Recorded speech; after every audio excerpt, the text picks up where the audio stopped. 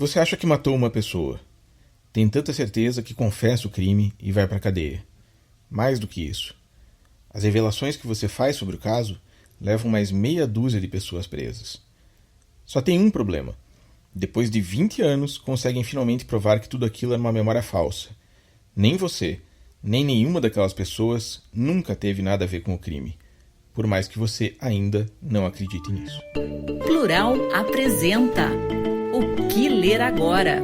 Este podcast tem o patrocínio de Antofágica, clássicos para novos tempos. Aleph, venha conhecer os grandes livros da ficção científica. Oficina Raquel, mais que livro, literatura. Editora Rua do Sabão, de leitores para leitores. Acesse editoraruadosabão.com.br. Temporal, teatro para leitores de nosso tempo. Conheça dramaturgias contemporâneas do Brasil e do mundo. Olá, eu sou Rogério Galindo e esse é o podcast O que ler agora, que toda semana fala sobre livros e sobre o trabalho que as editoras independentes estão fazendo no Brasil. A história que você começou a ouvir aqui faz parte do livro Os Piores Crimes da revista New Yorker. No livro, ela começa assim. Quando Ada Joanne Taylor fica tensa, ela tem a impressão de que consegue sentir o tecido de uma almofadinha de sofá por entre seus dedos. Taylor tem sofrido desses flashbacks táteis por 3 décadas. Ela se vê em um pequeno apartamento em Beatriz, Nebraska, está segurando as pontas de uma almofada com mais força do que pretendia e está sufocando uma viúva de 68 anos. A história se passa no Nebraska, um daqueles lugares no interior dos Estados Unidos com muitas plantações e poucos centros urbanos. O crime foi em 1989 e, de início, a polícia não tinha nem ideia de quem era o responsável. Chegaram a dar o caso por encerrado, até que um sujeito da cidadezinha de Beatrice, um fazendeiro que criava porcos chamado Burdett Searcy, resolveu que ia investigar por conta própria. Ele acabou apontando 2 responsáveis. Um deles era a Ada, que a essas alturas nem morava mais na cidade. A polícia acreditou na história e foi atrás dela. A Ada não achava que tivesse cometido o crime, mas, por incrível que pareça, se deixou convencer. Um vídeo do interrogatório de Taylor começa com ela rindo de algo que os policiais falaram. Seus longos cabelos pretos estão partidos ao meio e ela usa óculos grandes no rosto. Ela já tinha assumido a responsabilidade pelo crime. Ela disse que White a pressionou a fazer isso, mas tem dificuldades para se lembrar dos detalhes. Como uma estudante, ela pede por ajuda. Ainda está me dando um branco, ela disse. Searcy sugere que ela não quer lembrar. Eu bloqueio muita coisa ruim, sempre fiz isso, ela concorda. Eu tenho problemas, tem muita coisa da minha infância que não me lembro. A reportagem da New Yorker, uma das 8 escolhidas para o livro, vai mostrando como uma investigação mal feita foi levando a coisa a sair dos trilhos de um jeito que ninguém esperava. Aparentemente, isso tinha muito a ver com a capacidade de um psicólogo que trabalhou no caso, Wayne Price, de fazer as pessoas se convencerem das histórias que ele contava. Taylor contou para a segunda psicóloga que a avaliou. Na minha cabeça e no meu coração, eu sei que não estava lá. Mas depois de diversos interrogatórios, ela desistiu da ideia de sua própria inocência. Conforme Searcy detalhou seu papel no crime, não tenha pressa e pense no assunto, se puder, ele lhe pediu. Ela construiu uma narrativa. Eu consigo me colocar em seu lugar, porque eu passei por abuso sexual. E é isso que torna a coisa difícil para mim, ela disse. Ela sempre chorava quando descrevia o estupro de Wilson. Com o tempo, a Ada começou a se lembrar de mais gente que estava no apartamento. Até porque o sangue dela e do outro sujeito indicado pela investigação não batiam com as amostras encontradas na casa da vítima. E essas outras pessoas, que também não tinham sangue B positivo, iam indicando novos culpados. Uma das suspeitas, a Deborah Sheldon, lembrou de mais um culpado enquanto sonhava. Após sua consulta com Price, Sheldon teve um sonho. James Dean, um amigo de seu marido, tinha estado no apartamento também. Acho que eu estava evitando pensar nisso, ela falou para Searcy. Eu estava confusa e não sabia o que dizer. James Dean foi preso no dia seguinte. 6 dias depois da sessão com Price, Dean confessou para Searcy que foi cúmplice no assassinato de Wilson. Acho que lembrei de tudo enquanto dormia, ele disse. Todos os 6 nomes indicados pela investigação foram levados a júri, e todos os 6 indiciados acabaram na cadeia. Só em 2009, 20 anos depois do crime, com as novas possibilidades trazidas pelo exame de DNA, o caso se resolveu. E para surpresa geral da cidadezinha de Beatrice, dos Estados Unidos inteiros, e principalmente dos próprios condenados, que acreditavam na sua culpa, eles eram inocentes. Depois de 2 meses, acharam alguém cujo DNA combinava. Bruce Allen Smith, um jovem infrator cuja avó morou no prédio de Helen Wilson. A probabilidade de ele não ser a única fonte do sêmen e do sangue no apartamento era de 1 em 951 quintilhões. Smith tinha morrido de AIDS em Oklahoma 7 anos depois do crime. A história, classificada como um episódio de Síndrome de Estocolmo, terminou com o perdão judicial a todos os envolvidos e acabou gerando um dos 8 episódios de jornalismo da New Yorker que você encontra no livro que a Rua do Sabão está publicando. Nós gostamos muito de livros de criminologia. Este é o Leonardo Garzaro, editor da Rua do Sabão. Lá na faculdade eu me encantei com o Truman Capote e, enfim, existem grandes clássicos, né, nesse gênero, que é um gênero muito legal, porque esses relatos de crimes, eles sempre existiram, mas eles eram vistos como... Eles eram muito sensacionalistas, muito munducão, muito apelativos. E aí o Truman Capote, uma geração depois dele, trabalhou esse gênero e tornou ele um gênero nobre. Os textos publicados no livro são absurdamente bons. 2 deles são assinados por Malcolm Gladwell.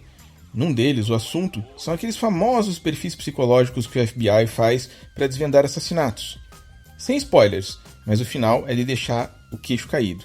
Coisa de uma revista que publicou clássicos como A Sangue Frio. Joseph Mitchell, quando ele escreveu O Homem-Pássaro, que depois se tornou o livro O Segredo do Joe Gold, quando ele foi contratado pela New Yorker, quando ele finalmente, depois de passar por vários jornais, conseguiu ser contratado pela New Yorker como o ápice da carreira dele, ele disse: agora eu nunca mais vou precisar escrever com pressa. O Gay Talese, quando ele escrevia para a New Yorker, ele escrevia uma página, revia inúmeras vezes e depois ele pendurava as páginas da matéria numa espécie de varal que ele fazia no escritório dele, como se ele estivesse deixando para secar.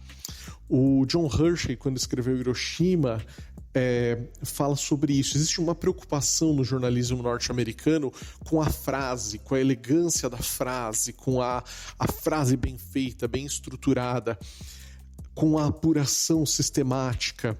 Então essa combinação de qualidade do trabalho jornalístico, da pesquisa, com a qualidade do texto, a qualidade da frase, se levar meses e meses e às vezes anos para se entregar uma matéria, é isso que faz a New Yorker.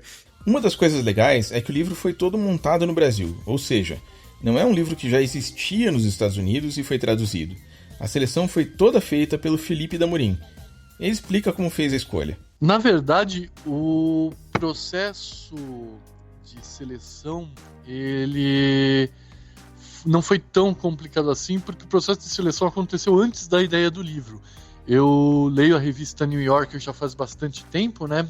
Desde a época em que eu fazia faculdade em São Paulo, eu costumava sempre passar pela Paulista, comprava uma edição da New Yorker nas bancas que tem lá. Naquela época o dólar era mais baixo, né? Bons tempos. E eu ficava lendo no caminho para a faculdade. Então eu já estava familiarizado com muitos desses textos, com muitas dessas reportagens, e já sonhava em como seria legal um dia poder reunir, né, isso tudo e publicar no formato de um livro. Quando chegou a época em que a gente fundou a Rua do Sabão, foi uma das primeiras ideias de livro que eu tive, daí foi só mais uma questão, assim, os textos já estavam selecionados na minha cabeça, foi só mais uma questão de ver quais direitos estavam disponíveis e fazer o trabalho de tradução. Imagina que você chega no teatro, o ator sobe no palco e a primeira coisa que ele diz é: isso não é uma peça. Bom, hoje fica até difícil imaginar que a gente está indo no teatro. Mas em 2009 foi isso que aconteceu com os espectadores do novo trabalho do David Hare. Os fãs do grande dramaturgo inglês compareceram em peso para ver o que ele tinha inventado daquela vez, e descobriram de primeira que ele não considerava aquilo uma peça. Acredito que David Hare, o autor, que também assume o papel de personagem-autor no texto Poder do Sim, diz que não se trata de uma peça porque realmente não é uma peça convencional. Essa é a professora Ana Camati, que fez o prefácio da edição brasileira de O Poder do Sim. É um texto que mistura elementos dramáticos e não dramáticos, além de diversos gêneros discursivos, como o documentário, o teatro verbatim, a entrevista, o ensaio e outros. É quase uma aula sobre finanças e economia.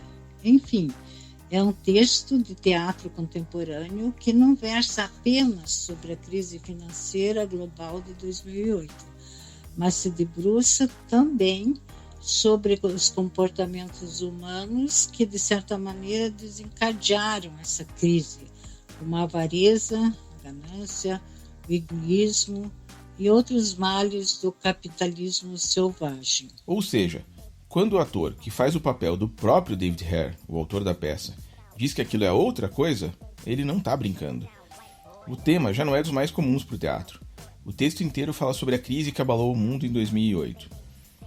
Mas ao invés de usar os recursos que seriam comuns, como por exemplo, contar a história de uma família que perdeu tudo e deixar a crise como fundo, ou então contar a história de algum magnata e usar como sintoma de todo o resto, o David Hare fez diferente. A coisa toda parece mesmo uma aula, mas é uma aula em que o próprio autor também é aluno. Para entender o que estava acontecendo, ele foi entrevistar quem entendia do tema de verdade. Falou, por exemplo, com banqueiros, executivos, com George Soros, e colocou essas explicações no palco.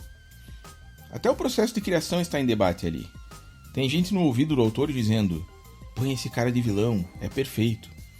Mas em vez de escolher o vilão, ele prefere colocar em cena a pessoa dizendo que ele devia escolher o vilão. A peça já tem 12 anos, e é agora que está chegando no Brasil em forma de texto. O livro sai pela Temporal, e é fundamental para entender, além da crise, o próprio teatro moderno. O David Hare é uma peça central na dramaturgia contemporânea, e também no cinema. São dele, por exemplo, os roteiros de As Horas e de O Leitor. Eu admiro a peça de David Hare, O Poder do Sim, em termos de forma e conteúdo. Além de instigante temática, o aspecto formal do texto é digno de nota, por utilizar elementos dramáticos e não dramáticos, uma tendência contemporânea defendida por importantes críticos de teatro, entre eles Patrice Pavis. O teórico francês argumenta que a oposição binária entre dramático e não dramático não se sustenta mais nos dias de hoje, visto que o completo abandono do mimético em favor do performativo mostrou-se ineficaz e com muitas dificuldades de se impor.